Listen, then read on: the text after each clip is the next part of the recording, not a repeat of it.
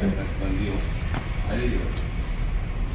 औरंगाबाद से सांसद और महाराष्ट्र प्रदेश अध्यक्ष इम्तियाज जलील साहब के आदेश पर ये निरीक्षक की एक टीम जो है तो उस्मानाबाद आई है।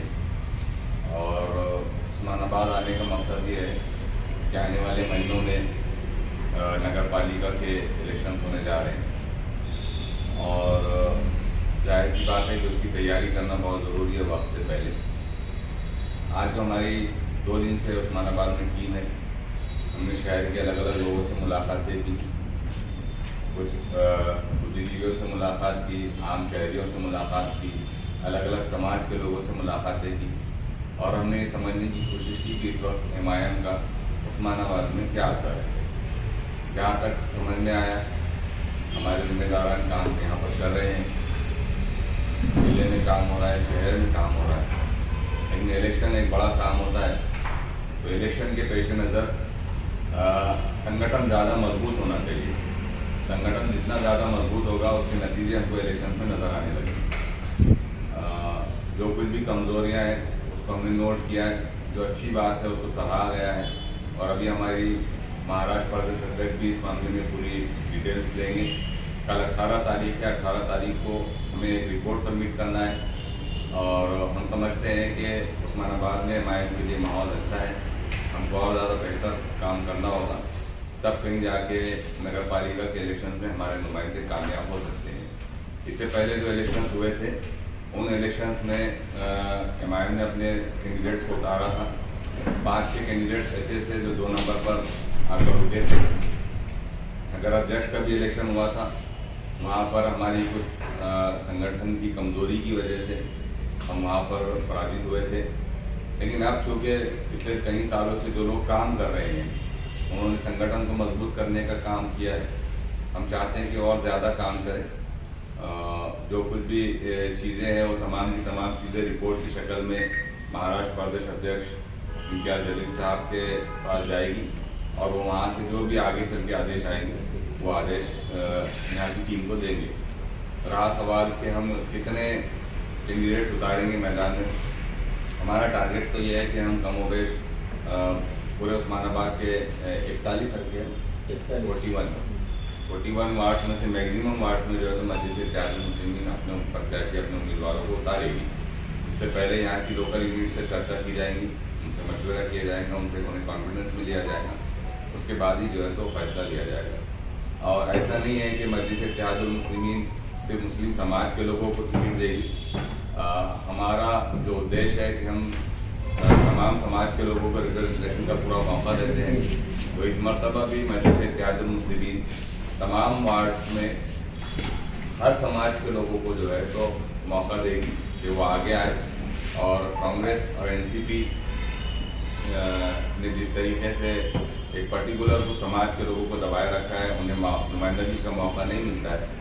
MIM चाहती है कि वो तमाम समाज के लोगों को मौका दे। तीसरा और सबसे अहम इशू ये है कि एक और सर्वे हमने किया कि इस वक्त उस्मानाबाद और धाराशिव नामांतर का मामला बहुत ज़्यादा तूल पकड़ता जा रहा है। हम समझते हैं कि ये नाम बदलने से अगर उस्मानाबाद मेट्रो सिटी हो जाता तो कुछ बात समझ में आती, लेकिन विकास के नाम पर अपनी कमजोरियों को छुपाने के वास्ते हिंदू और मुसलमानों में और एक हिंदू वोट बैंक को मुत्ताद करने के वास्ते उस वोट बैंक को खुश करने के वास्ते नाम तब्दील करने की सियासत चल रही है, ये राजनीति चल रही है। इसका हम सब अल्फाज में विरोध करते हैं और हम समझते हैं कि आज भी इस देश में संविधान जिंदा है, डॉक्टर बाबा साहब अम्बेडकर का बनाया गया कानून जिंदा है, हमें उस पर पूरा विश्वास है। हमारी यूनिट भी यहाँ की लोकल की यूनिट अदालतों का रुख करने जा रही है, वकीलों से हमारी गुफ्तगू चल रही है। अजहर साहब ने, मुस्तफ़ा साहब ने बताया है जो तैयारियाँ कर रहे हैं और आने वाले दिनों में हम भी कोर्ट का अदालतों का दरवाज़ा खटखटाएंगे और हमें कानूनी लड़ाई करेंगे। हमारा कहना यह है कि आप नाम तब्दील करने से ज़्यादा, नाम बदलने से ज़्यादा शहर के और ज़िले के विकास की तरफ तवज्जो दें। आज भी कई ऐसे, उस्मानाबाद बड़ा हिस्टोरिकल एक शहर है, लेकिन इसका जो अभी हम पूरा सर्वे कर रहे थे 2-3 दिन से, तो उस्मानाबाद की कोई तरक्की नहीं हुई है। न उस्मानाबाद में इंडस्ट्रीज़ आई है, न उस्मानाबाद में किसी किस्म के कोई बड़े रेलवे प्रोजेक्ट आए हैं, या यहाँ पर इंडस्ट्रीज़ यहाँ पर लगी गई है। तो जो राजनेता राजनीति के अंदर साल से यहाँ के लोगों को बेवकूफ़ बनाने का काम कर रहे हैं, हम उसका विरोध करते हैं। नामांतर के नाम पर तुम जो है तो दो फिरकों के अंदर, दो समाज के अंदर टकराव पैदा करने का काम कर रहे हैं। इसका एमआईएम जो है तो सब अल्फाज में विरोध करती है और हम समझते हैं कि नाम बदलने से ज़्यादा शहर के विकास की तरफ, ज़िले के विकास की तरफ तवज्जो देना चाहिए। नौजवानों को रोज़गार के लिए आगे बढ़ाना चाहिए, उनको नौजवानों को रोज़गार लगाने के लिए इंडस्ट्रीज़ को उस्मानाबाद में लाना चाहिए। पानी का मसला, ड्रेनेज लाइन का मसला बहुत बड़ा यहाँ पर है। हम आपको बता दें कि औरंगाबाद में जब से एमआईएम ने 26 नगर सेवक चुन के दिए लोगों ने, आप जाके किसी से कंफर्म कर सकते हैं कि 26 नगर सेवक और खासदार इम्तियाज नजीर साहब ने वहाँ पर एक बड़ी तब्दीली लेकर आई है। कम से कम एमआईएम के ही कॉर्पोरेटर्स ने 450 करोड़ रुपए से ज़्यादा का काम जो है तो औरंगाबाद शहर के 25 वार्ड्स में किया है। दूसरे वार्ड्स में तो दूसरे कॉर्पोरेटर्स ने किया होगा, लेकिन जब हमने वहाँ पर विकास के काम किए तो 25 साल पुरानी, 20 साल पुरानी सड़कें बनाई, ड्रेनेज लाइन बनाई, उसके अलावा कई अस्पताल अलग अलग इलाकों में और वार्ड्स में लेकर आए। तो असल काम ये है, एमआईएम अपने काम से पैसा नहीं जाती है। हिंदू और मुसलमान करने से थोड़ी देर के लिए किसी राजनीतिक पार्टी की राजनीति तो हो सकती है, लेकिन इससे देश का नुकसान होता है, शहर का नुकसान होता है, शहरवासियों का नुकसान होता है। तो हम इसका सख्त अल्फाज में विरोध करते हैं नामकरण का, नामांतर का, और हम अदालतों का रुख इख्तियार करेंगे। और हमें पूरी उम्मीद है कि अदालतें भी हमारी बात को बगौर सुनेंगी और हुकूमतों को ये तंबीह देगी कि वो नाम बदलने से ज़्यादा शहर और ज़िले के विकास की तरफ, नौजवानों के रोजगार की तरफ तवज्जो दें। सामने आई है कि आप अकेले सत्ता में नहीं आ सकते, आपको किसी न किसी राजनीतिक पार्टी से अलायंस करना पड़ेगा। तो अगर शहर के विकास को लेकर कोई आगे आता है और अपनी धर्म की राजनीति को पीछे छोड़ता है, तो उस सूरत में कॉमन मिनिमम प्रोग्राम के तहत पार्टी सोच सकती है कि किसके साथ अलायंस किया जाए। कौन जरूरत अलायंस? वो तो अब आने वाले वक्त पे देखा जाएगा। अगर जरूरत पड़ती है कि हमें अलायंस की जरूरत न पड़े, अगर हम मेजोरिटी में आ जाए तो फिर अलायंस की क्या जरूरत है? हम अकेली सिंगल लार्जेस्ट पार्टी बनकर भी उभर सकते हैं। तो हमारे पास जरूरी नहीं है कि मुसलमान वार्डों से अपने कैंडिडेट्स को जिताएं। हमारा टारगेट ये है कि तमाम समाज के लोगों को मौका दें और दूसरे समाज के लोग भी चुन के आ सकते हैं। कैंपेनिंग इस मरतबा एमआईएम खासदार इम्तियाज नजीर ओवैसी साहब खुद उस्मानाबाद आएंगे, यहाँ पर रहेंगे, यहाँ लोगों के दरमियान रहकर कैंपेनिंग करेंगे। प्रमुख विरोधक कौन है? भाजपा, राष्ट्रवादी कांग्रेस की शिवसेना? देखिए, जिन लोगों ने अभी तक के एक्सप्लॉइट किया, जिन लोगों ने शहर में एक प्रमुख, एक पर्टिकुलर समुदाय के साथ सिर्फ उनको लॉलीपॉप देते रहे, वो राजनीतिक पार्टियां हमारी प्रमुख होती है। और बिलाशुबा नंबर 1 पर बीजेपी आती है, इसलिए कि बीजेपी इस वक्त देश का जो हाल कर रही है। आप खुद पत्रकार है, आप खुद अपने आप से पूछिए कि अपने घर में जब आप आज से 6-7 साल पहले दूध, तरकारी, सब्जी के लिए जो पैसा दिया करते थे, आज तकरीबन वो डबल हो गया है। तो इससे हर आम आदमी जो है तो मुतासिर हुआ है बीजेपी की पॉलिसियों से। तो बीजेपी हमारी प्रमुख विरोधी है। उसके अलावा जिन लोगों ने विरोध मतलब अभी तक के उस्मानाबाद में किसी किस्म का कोई डेवलपमेंट नहीं किया, सिर्फ अपने घर भरते रहे, वो भी विरोध में, वो लोग भी विरोध में। सिर्फ यमन का काम सिर्फ उस्मानाबाद में दिखता, तो जिले के लेवल पर क्या काम करेंगे? जिले की टीम को भी हमको मजबूत बनाना है। मुस्तफा खान साहब उस सिलसिले में काम कर रहे हैं। कल हमारी पूरे 8 ताल्लुक है, लेकिन 6 ताल्लुकों में एमआईएम का असर अच्छा है और उन 6 ताल्लुकों के पूरे जिम्मेदारान से हमारी बातचीत हुई है।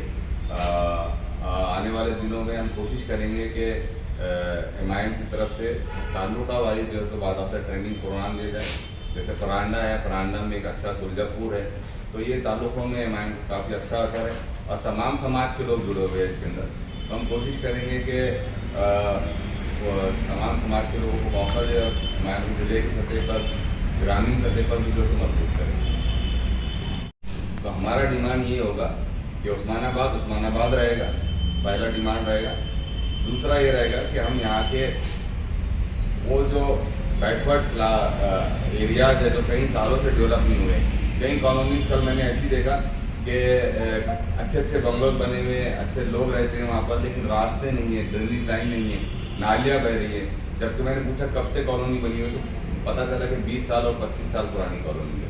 तो हमारा मकसद ये रहेगा, सबसे पहले तो उस्मानाबाद, इंशाल्लाह उस्मानाबाद ही रहेगा। नंबर 2 है कि यहाँ के विकास का काम करें। तो कॉमन मिनिमम प्रोग्राम के तहत हम उसके ऊपर जा सकते हैं दूसरी पार्टियों के साथ। क्या लगा क्या परसेंटेज निकल रहा है आपके सामने, आपके नजरिए से? अभी हमारे पास ये सर्वे आया है कि एमआईएम के तकरीबन 20 से 22 वार्ड में काम अच्छा चल रहा है और हमारी यहाँ की यूनिट भी काम कर रही है।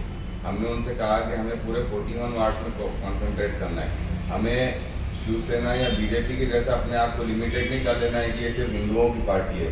हमारा काम यह है कि हम समाज के हर समुदाय के दरमियान जाएं, उनके काम करने की कोशिश करें और उनको भी पार्टी में प्रवेश करवाएं, उनको भी पार्टी में साथ में लें। अगर हम अपनी राजनीति करेंगे और वो अपनी राजनीति करेंगे तो हमारी राजनीति तो जरूर हो जाएगी, लेकिन इसमें सबसे बड़ा नुकसान जो है तो देश का होगा और उस्मानाबाद का होगा। हम इसमें विश्वास नहीं करते। हमारा विश्वास ये है कि तमाम समुदाय को साथ लेना पड़ेगा, हमको उनके साथ जाना पड़ेगा, उनको हमारे साथ लेना पड़ेगा और फिर हम जो है तो लोगों की काम करने के लिए आ गए। अब रहा सवाल सर्वे का, टक्केवारी, तो मैंने आपसे कहा कि काफ़ी लोग एमआईएम को सब कुछ जानते हैं, मानते हैं, चाहते हैं। असदुद्दीन ओवैसी साहब के विचारों से सहमत है और वो चाहते हैं कि अच्छे लोगों को यहाँ पर मौका दिया जाना चाहिए आने वाले इलेक्शन में। हमारा सर्वे ये है कि बहुत सारे लोगों ने हमसे कहा कि आप पढ़े लिखे लोगों को आगे बढ़ाएं, पढ़े लिखे लोगों को आगे बढ़ाएंगे तो वो कम से कम हाउस में जाने के बाद एजेंडा पढ़ सकेंगे कि क्या एजेंडा है। जब अगर जनरल बॉडी की मीटिंग होती है तो उनको मालूम होना चाहिए कि किन इश्यूज़ के ऊपर, किन मुद्दों के ऊपर आज मीटिंग होने जा रही है। तो मैक्सिमम हमारे सर्वे में ये बात आई है कि समाज के लोग चाहते हैं कि पढ़े लिखे लोगों को आगे बढ़ाया जाए, जो करप्ट ना हो, जो नफरत की राजनीति ना करते हो। तो ये सर्वे की तमाम चीज़ें आई है। अब ये तमाम बातें हमारा कमान लोग सुनाएंगे, प्रदेश अध्यक्ष को बताएंगे, फिर वो फैसला लेंगे। पिछले बारी के जब इलेक्शन हुए थे तो आपके जो मेंबर थे उसमें से कुछ मेंबरों ने पार्टी का फॉर्म भगाया था और नगर अध्यक्ष की सीट को चिन्ह दूसरा लेना पड़ा था, तो वही अभी वही बॉडी है, वही है, तो आप उसके ऊपर क्या उपाय योजना करेंगे? नहीं, जिन लोगों ने काम किया था ऐसा, उनके खिलाफ कार्रवाई की गई है और ऐसे गद्दारों को हम कतई जो है तो मौका नहीं देंगे पार्टी के अंदर। और इस मरतबा चाहे फॉर्म बांटने से लेकर जितनी प्रक्रिया है वो पूरी प्रक्रिया जो है तो प्रदेश अध्यक्ष के मार्गदर्शन में उनकी अपनी टीम करेंगी। ये यहाँ के लोगों को कॉन्फिडेंस जरूर दिया जाएगा, लेकिन वो प्रक्रिया को बहुत सेफ बनाया जाएगा। इस मरतबा कुछ गलत लोगों ने एमआईएम का गलत इस्तेमाल किया था, एमआईएम के नाम पर जो है तो उन्होंने अपनी झोलियाँ भरी थी, लेकिन इस मरतबा ऐसा कुछ नहीं होगा। पूरी प्रक्रिया, पूरा प्रोसेस जो है तो प्रदेश अध्यक्ष के निगरानी में औरंगाबाद से आने वाली टीम करेगी।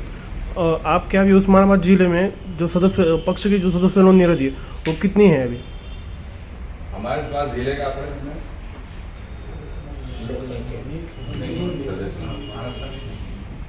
सदस्य नोंदनी का जो अभी प्रोसेस शुरू करना था, महाराष्ट्र सतह पर शुरू करना था। नहीं, अगर पिछला भी डाटा होगा, मतलब लेकिन कितने हैं एग्जिट आपके मेंबर, मतलब कितने हैं यहाँ के? वो कुछ 18,000 के करीब का आंकड़ा है जिले के अंदर का, और शहर के अंदर का भी जो है तो करीब 20-22 हज़ार के करीब जा रहा है। हमने और कहा है कि जिले में उन इलाकों में, उन ताल्लुकों में कोशिश करना चाहिए जहाँ पर हम लोग कमज़ोर हैं, और वहाँ सभासद नोंदनी का भी पूरा प्रोग्राम, पूरा अभियान शुरू करना है स्टेट लेवल पर, प्रदेश की सतह पर। तो हम कोशिश करेंगे कि और ज़्यादा से ज़्यादा लोग हमारे सभासद बने। तो जिस तरह आपने बताया पार्टी के जो गद्दार थे उनके ऊपर कार्रवाई की, क्या कार्रवाई की और उनके कुछ नाम डिटेल्स? उनको कोई फिलहाल प्रमुख जिम्मेदारी नहीं दी गई है, प्रमुख जिम्मेदारी नहीं दी। कितने लोग हैं ऐसे? उस वक्त तो मैं जिम्मेदार नहीं था, लेकिन मुझे जितनी मोटी मोटी मालूमात है कि वो उन लोगों के खिलाफ कार्रवाई करते हुए उनके पास जो पद थे वो उनसे वापस ले लिए गए, और उसके बाद जिन लोगों को जिम्मेदारी दी गई उनके ऊपर मुसलसल वॉच है। उनसे जो है तो स्टेट लेवल के लोग कांटेक्ट में रहते, चाहे वो सैयद अजहर साहब रहो, मुस्तफ़ा खान साहब रहो, हमारे कार्यकारी अध्यक्ष डॉक्टर वफाक कादरी साहब, इन लोगों से डायरेक्ट टच में रहते हैं। इनसे डे टू डे जो है तो हर हफ्ते में 1-2 मरतबा बात करते हैं। तो हम पूरी कोशिश करेंगे कि इस मरतबा गद्दारों को और एमआईएम का गलत इस्तेमाल करने वालों को कतई मौका न दें। हमारी महिला विंग बनी हुई है, आपकी बात सही है कि जितना एक्टिव फादर बॉडी है, जितना एक्टिव स्टूडेंट विंग है और यूथ विंग है। कल ही मैंने यूथ की टीम से कहा कि आपके यूथ की जो टीम है वो बहुत ज़्यादा एक्टिव होना चाहिए। महिला विंग के ऊपर भी काम हो रहा है, लेकिन हम थोड़ा स्लो है, हम बेहतर करेंगे, महिलाओं को बराबर उतना ही परसेंटेज के साथ में मौका देंगे। नवीन नसेल तर मग 50% जागावर महिलांना उमेदवार शोधण्यात कसं यश येईल तुम्हाला? नहीं, हम कोशिश करेंगे। इलेक्शन को अभी 3 महीने हैं यहाँ से, 3 महीने से पहले जो है तो महिलाओं की